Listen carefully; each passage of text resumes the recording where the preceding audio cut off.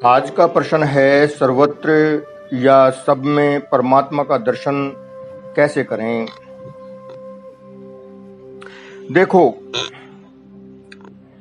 जब हम स्नान करते हैं, स्नान करते समय जब हम साबुन लगाकर रगड़ते हैं तो सारा शरीर झाग से सफेद होकर पहचान में नहीं आता। ऐसे ही होली के रंगों से रंगकर और कीचड़ से सनकर हमारा स्वरूप कैसा दिखता है, सोचो जरा। बुरा दिखता है, मगर मन में ऐसा नहीं रहता कि मेरा स्वरूप बुरा है या गंदा है। मन में तो यह रहता है कि यह रूप साबुन, रंग या कीचड़ आदि के कारण ऊपर ऊपर से ऐसा दिखता है, वास्तव में है नहीं। ऐसे अच्छे या बुरे व्यक्ति दिखे तो मन में यह आना चाहिए कि भीतर से तो ये सब परमात्मा ही के अंश हैं।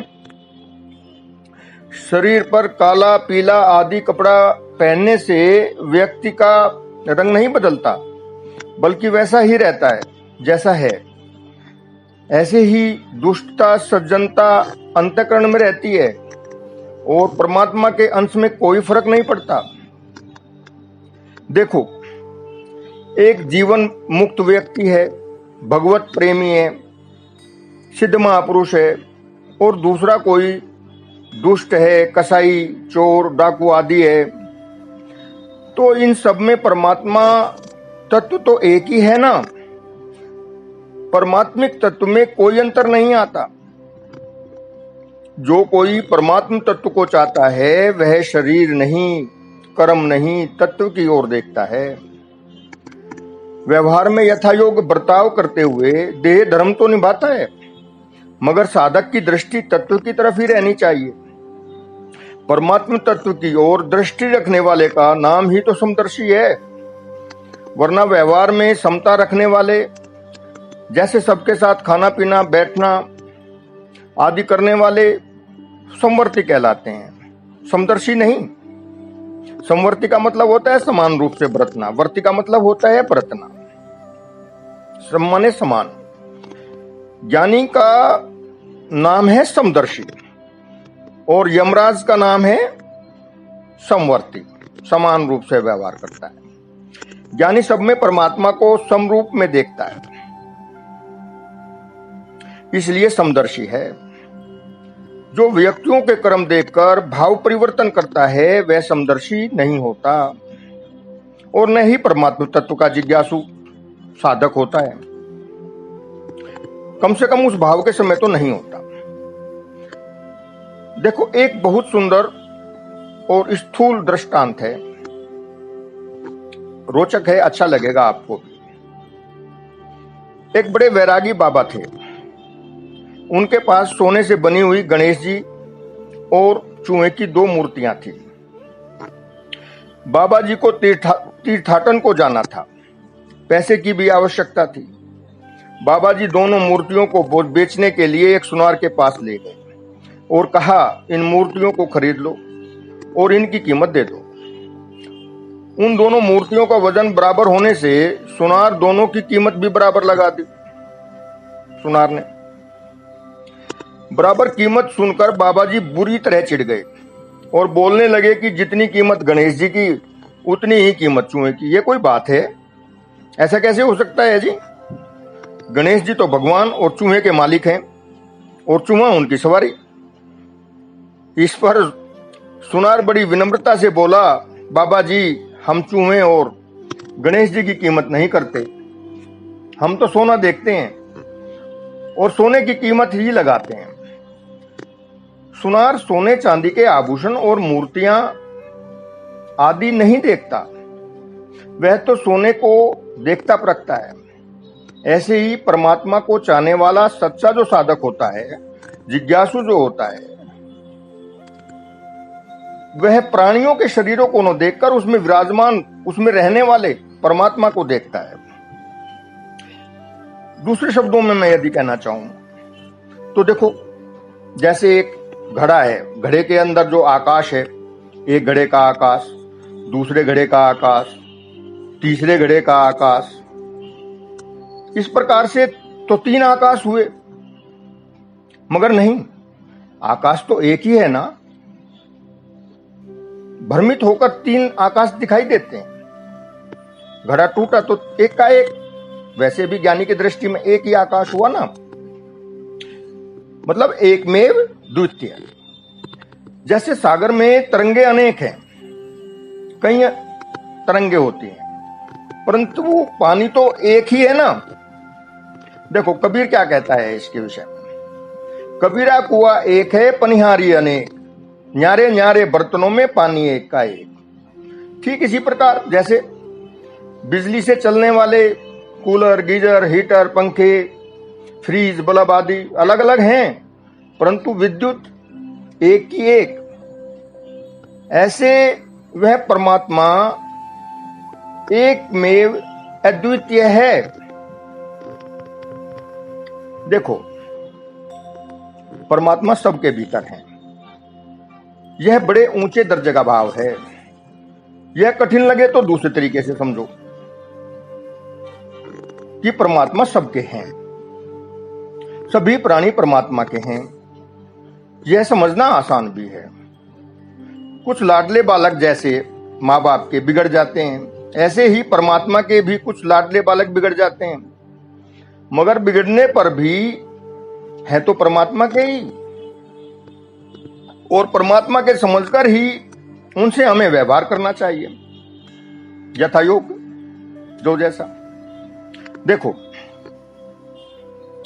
जैसे हमारा कोई प्रिय भाई बहन बेटा बेटी आदि किसी बीमारी से, प्लेग जैसी बीमारी से यदि कोई बीमार हो जाए, टीबी जैसी बीमारी से यदि कोई बीमार हो जाए, या ऐसी कोई बीमारी जो संक्रमित करती हो, बीमार हो जाए, तो हम बीमारी से तो परहेज करते हैं कि हम संक्रमित न हो जाएं, मगर बीमार की खूब देखभाल, सेवा आदि करते हैं। इसी प्रकार जैसे बीमार जो है वो हमें प्रिय है और बीमारी हमें अप्रिय है। हम बीमारी नहीं चाहते, बीमार को तो चाहते हैं। वैसे ही किसी में यदि कोई बिगड़ गया और उसमें कोई विकृति आ गई, तो बाहर से तो व्यवहार में फर्क या अंतर यथायोग हमें करना ही है, करना ही होगा, मगर ऊपर ऊपर से और भीतर में उसके प्रति हित का भाव होना चाहिए, होता ही है। देखो यदि कोई प्रतिकूल व्यवहार करता है, यदि किसी के कर्मानुसार उसके प्रतिकूल व्यवहार से, गलत व्यवहार से उसको डांटना, फटकारना या दंड देना या कठोरता अपनाना किसी भी तरीके से, तो गलत व्यक्ति को ठीक करने का भाव उसके हित के लिए है। अंदर उसके लिए करुणा ही होती है कि वह ठीक हो जाए। जैसे बच्चा कहना नहीं मानता, शरारत करता है, पढ़ता नहीं, नहाता धोता नहीं, क्या बच्चे के साथ यथायोग डांटना, फटकारना, मारना आदि नहीं करते? माँ डांटती भी है, डांट कर मारकर नहलाती धुलाती भी है, साफ सुथरा भी करती है, मगर भीतर उसके हित का भाव और हित की कामना ही तो रहती है ना। ऐसे ही परमात्मा भी कभी अच्छे कर्मों के लिए पुरस्कार दे देते हैं, पुरस्कार स्वरूप अच्छा देते हैं, और दुष्टों को दंड भी देते हैं, मगर है हित का भाव। साधक का, संत का स्वभाव भी ऐसा ही होना चाहिए, और ऐसा ही होता है। देखो एक संत हुए हैं रामदास, वो कहते हैं संतों की गति रामदास, जग से लखी ना जाए। जग से लखी जाने का मतलब होता है देखी ना जाए, वो देख नहीं पाते, समझ नहीं पाते। संतों की गति रामदास, जग से लखी ना जाए, बाहर तो संसार सा, भीतर उल्टी था। मीन्स उनका अंतःकरण बिल्कुल जो दिखाई देता है बाहर से वैसा नहीं होता। बाहर से तो संसार का बर्ताव करना ही पड़ता है, करते हैं, मगर भीतर से परमात्म तत्व देखते हैं। अंतःकरण में उनका किसी से कोई द्वेष आदि नहीं होता है। देखो यदि समदृष्टि चाहिए तो संकल्प में दृढ़ता होनी चाहिए कि मैं तो साधक हूं। यदि आपके अंदर ये भाव आएगा कि मैं साधक हूं और मैं परमात्म तत्व का जिज्ञासु हूं और सब में परमात्मा है, ऐसा मैं देखता हूं, तो ये अच्छा भाव है। सब में परमात्मा कैसे देखें, अभी समझा, फिर से मैं इसको दूसरे शब्दों में कहना चाहूंगा, जरा ध्यान लगाकर सुनो। देखो, जैसे मनुष्य है, इसमें जो यह है पना है कि मनुष्य है, इसकी सत्ता कभी मिटती नहीं है। वह बुरा हो या भला हो, दुराचारी हो या सदाचारी हो, उसमें जो है पना है कि सदाचारी है, दुराचारी है, ये जो है पना है, वह मिटेगा क्या? नहीं मिटेगा, वो रहेगा ही। सभी बढ़िया से बढ़िया और बुरी से बुरी चीजों में, सब में वह है पना रहता ही है। उन चीजों का रूप तो बदल जाता है, पर यह है पने की जो सत्ता है नहीं मिटती, नहीं बदलती है। चीजों के जल जाने आदि से जैसे राख हो जाती है, राख बन जाती है, मगर जो उसकी सत्ता है वह दूसरी नहीं हो जाएगी। अर्थात सत्ता हर स्थिति परिस्थिति में वह की वही रहती है, बदलती नहीं। वह सत्ता परमात्मा की है, उसी सत्ता की तरफ दृष्टि रखने की आवश्यकता है। परिवर्तन, बदलाव प्रकृति में होता है, सत्ता में नहीं। मतलब भौतिक वस्तुओं में बदलाव होता है, चैतन्य में नहीं। देखो, एक बात है, ये जो है पना है उसको देखो न कि बदलने वाले को, जैसे संसार है, पशु पक्षी है, जीवित या मुर्दा है, इनमें तो अंतर है, मगर है में क्या फर्क पड़ा? कुछ भी नहीं। मतलब सत्ता जो की तो। देखो, जो साधु है वह साधु की तरह परिधान या बाना आदि रखेगा, वेशभूषा से मतलब। और हम गृहस्थ लोग गृहस्थ की तरह ही वस्त्र आभूषण का बाना रखेंगे, धारण करेंगे, वैसा ही स्वांग भरेंगे। सामने जो व्यक्ति स्थिति परिस्थिति है उसमें यथा योग्य व्यवहार करना होता है, मगर भीतर यह भाव रहना चाहिए कि सब में एक परमात्म तत्व की सत्ता है, एक ही सत्ता है, एक ही आधार है। सत्य रूप से, ज्ञान रूप से और देखो आनंद रूप से सब में परमात्मा ही परिपूर्ण है। देखो, सत्ता दो प्रकार की होती है। एक काल्पनिक सत्ता जो पैदा होने के बाद की है, जैसे बच्चा पैदा हुआ, फिर जवान, फिर बूढ़ा हो गया। ये जो परिवर्तन है वह प्रकृति की सत्ता है। दूसरी जो परिवर्तित नहीं होती वह क्या है? वह परमात्म तत्व की वास्तविक सत्ता है। परमात्म तत्व का जिज्ञासु जो परमार्थिक दृष्टि रखते हुए न बदलने वाली सत्ता को देखता है, और जो संसारी आदमी है वो सांसारिक दृष्टि रखता है और सांसारिक दृष्टि रखते हुए बदलने वाली सत्ता को देखता है। जो सच्चे साधक की जो दृष्टि है वो तत्वों पर रहती है, इसलिए वह सब जगह एक परमात्मा को ही देखता है। देखो, गीता में कहा गया है, यो माम पश्यति सर्वत्र सर्वम चैमयि पश्यति तस्याहम न प्रणश्यामि स च मे न प्रणश्यति। मतलब अर्थात जो सब में मेरे को देखता है और मेरे में सबको देखता है, उसके लिए मैं और वह मेरे लिए अदृश्य नहीं होता। गीता के 6 अध्याय के 30वें श्लोक में आता है। देखो, सुनो, एक बच्चे ने अपनी मां से कहा, मां मुझे गुड़ दिला दो। इस पर मां ने कहा, जाओ गंवार लेकर बनिया के यहां से बदले में गुड़ ले आओ। ये जो गंवार होता है ना, गंवार की फली जिसकी हम हरी सब्जी बनाते हैं, इसके बीच बच्चा घर से कुछ गंवार लेकर बनिया को जाकर कहा, मुझे दे दो, मुझे गुड़ दे दो। बनिया ने बच्चे से गंवार तोलकर ले लिया और गुड़ तोलकर दे दिया। गंवार के बदले गुड़ दे दिया। बच्चा सोचने लगा कि बनिया तो बड़ा मूर्ख है, गंवार जैसी चीज जो पशुओं के खाने की है और हमारे काम की नहीं है।